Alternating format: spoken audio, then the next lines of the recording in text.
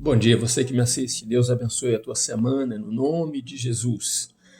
Vamos ler a palavra de Deus que está em 2 Coríntios, capítulo 8, versículo 1, 2 e depois do 7 ao 9, que diz assim: E agora, irmãos, vos fazemos conhecer a graça de Deus dada às igrejas da Macedônia. Em muita prova de tribulação, houve abundância do seu gozo, e a sua profunda pobreza transbordou em riquezas da sua generosidade.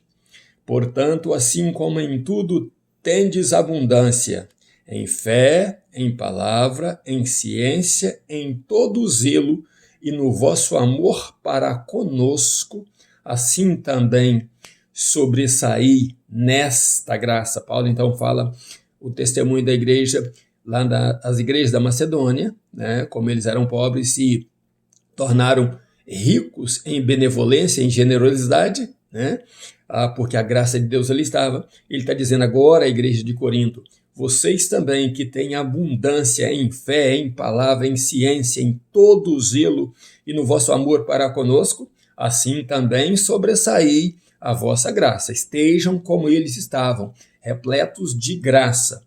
Não digo isto como quem manda, mas para provar pelo zelo dos outros a sinceridade do vosso amor. Pois já conheceis a graça de nosso Senhor Jesus Cristo, que, sendo rico, por amor de vós se fez pobre, para que pela sua pobreza vos tornasseis ricos. Então, o título da nossa mensagem de hoje é: Quando o pobre se sente rico, né? Quando o pobre se sente rico. No capítulo 7, Paulo termina falando do amor mútuo e da confiança que ele tinha na obediência dos coríntios. Então ele termina falando isso: olha, eu conheço o vosso amor para conosco, eu conheço o amor que existe no meio de vocês, e estou feliz por poder confiar na obediência de vocês, segundo a palavra que temos ministrado a vocês. Mas no capítulo 8, Paulo então traz um testemunho das igrejas da Macedônia, dizendo que aqueles irmãos ali, eles passaram por tribulações financeiras, mas quando foram ofertar para os necessitados de Jerusalém, eles tiraram tudo o que podia e tiraram muito mais do que o que podia. O que aconteceu com aqueles irmãos das igrejas da Macedônia, aqueles cristãos ali, é que eles queriam que o povo necessitado de Jerusalém se alegrasse, mas eles fizeram menção a Paulo dizendo o seguinte: nós queremos que a alegria deles seja nossa, que eles, quando estiverem alegres, eles se lembrem que nós também estamos alegres por poder ajudá-los. Então, isso prova amor e obra e fé caminhando juntos, né? Uma triunidade linda, que não é só fé dizer que você é cristão, mas aquele amor que existe dentro de você também venha a abundar na vida dos outros, né? Venha sobrar na vida dos outros, venha atingir a vida de outros. E Paulo faz questão disso aí. Só que Paulo, dando o testemunho da graça de Deus nas igrejas da Macedônia, ele diz aos de Corinto: ó, vocês não têm pobreza de fé, vocês não têm pobreza de sabedoria, de conhecimento, em vocês estão os dons.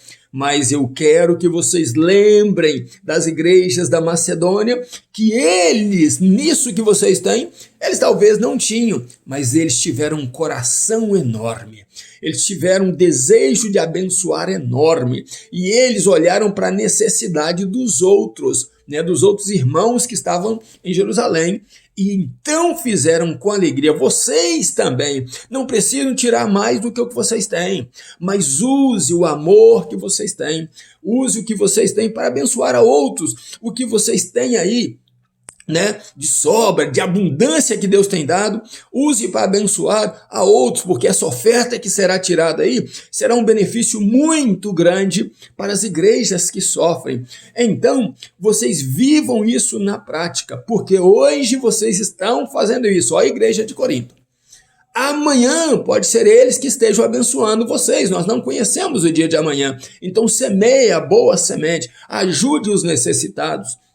Fale para eles e mostre a eles o amor que vocês têm dentro de vós e o companheirismo de vocês, né? O sentimento que vocês têm para com eles, porque amanhã pode ser o oposto e vocês então poderão colher frutos da semeadura de vocês hoje. Lembrem, Corinto, Paulo diz, ano passado vocês tinham tamanha vontade em fazê-lo, né? E vocês usou o entusiasmo de vocês para fazer a oferta. Só que este ano eu quero que vocês tragam esse entusiasmo à realidade. Eu não quero só falácias, eu não quero só conversa, eu não quero só aleluia, glória a Deus. Eu quero ver que esse amor que vocês pregam, vocês vivam na prática, vocês estejam praticando isso.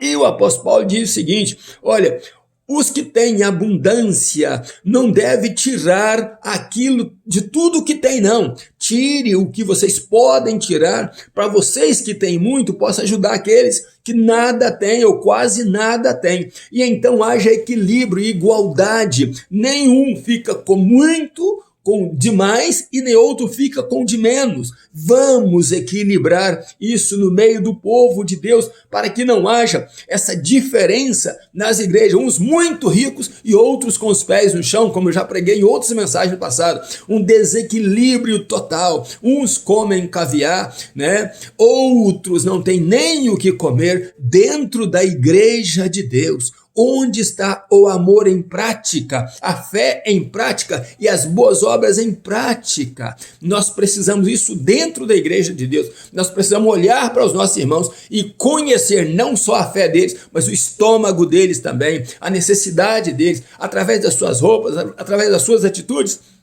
Eles podem mostrar o quanto estão necessitados. Então, meus irmãos, tenhamos os olhos espirituais abertos, não só a nossa boca contando glórias e vanglórias, mas os nossos olhos espirituais abertos para entendermos a necessidade que existe na igreja de Deus. E não aceite aquele pregador que chega tentando te arrancar tudo que você tem e te emocionando com palavras para levar tudo que é teu com ele, e ele tem abundância e te deixa depois em falta. Paulo fala isso, não quero que vocês estejam em falta, eu quero que vocês aprendam a amar, mas sejam equilibrados. Está dentro da palavra, aceite. Se não está dentro da palavra, tem muitos usando a oferta da viúva pobre. Jesus usou isso aí para dizer a bondade, a inteireza de coração e a confiança em Deus, mas não para arrancar dinheiro de ninguém. Então não aceite isso no vosso meio, repreenda, porque isso é sinal de anticristo dentro da igreja, de mercenarismo dentro da igreja.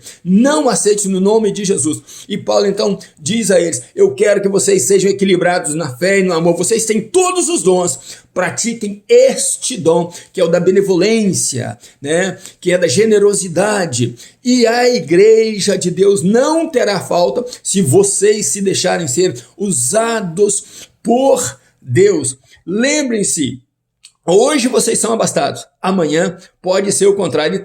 E Paulo traz o exemplo de Cristo Jesus, dizendo o seguinte, lembre-se que o nosso Senhor Jesus Cristo, aquele que é rico em glória, ele deixou a sua glória e se fez pobre para estar no meio dos pobres de espírito, para fazê-los ricos, não só ricos em espírito, mas ricos da graça de Deus, ricos do amor de Deus, e possa triunfar nesta vida, dizendo o seguinte, se o Senhor Jesus não estivesse comigo, eu teria sido engolido vivo, mas como ele está comigo, eu posso dizer que com a graça de Deus, rompendo em fé, vivendo o amor, eu sou feliz. Apóstolo Paulo usa 3 homens, Tito e mais 2, e dizem, esses 3 homens são homens honestos, pregadores da palavra, cuidadores das coisas de Deus. Os outros 2 não aparecem o nome, mas de Tito aparece, mas são 3 da confiança das igrejas e de Paulo para pegar essa oferta e dirigir bem essa oferta aos necessitados. Na obra de Deus precisa haver organização, honestidade, né?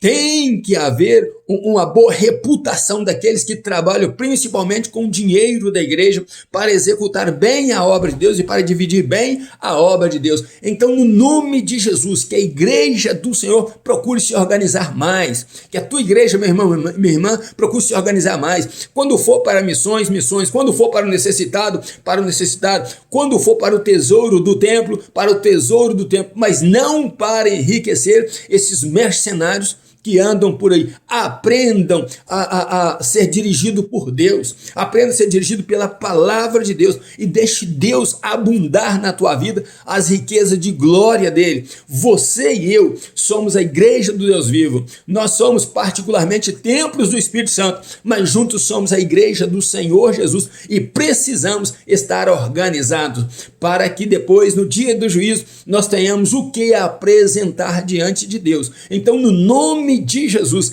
cresça, seja maduro na fé, seja organizado na fé, não tenha medo de trazer a Bíblia para dentro da tua igreja, e quando você assistir alguma coisa irregular, não tenha medo de falar com o teu pastor ou com a direção da igreja que o que está acontecendo não se enquadra dentro da Bíblia. Lembre que Jesus é o Senhor da igreja, o pastor não é o Senhor dela, ele não é o dono dela, Jesus é o Senhor da igreja e a Bíblia é a constituição de Deus para o bom andamento da igreja. Então tenha sua vida prática dentro da palavra de Deus, viva por amor a Deus, viva para engrandecer e louvar o nome dele, e a tua vida será abençoada em nome de Jesus. E havendo necessidade, compartilhe com Deus, compartilhe com a igreja, e Deus irá suprir todas as tuas necessidades. Por isso que eu coloquei esse título aí: quando o pobre se sente rico. Ele se sente rico quando ele tem a graça de Deus nele, ele tem o amor de Deus nele, ele tem a companhia de Deus na vida dele, ele tem um controle soberano de Deus na vida dele.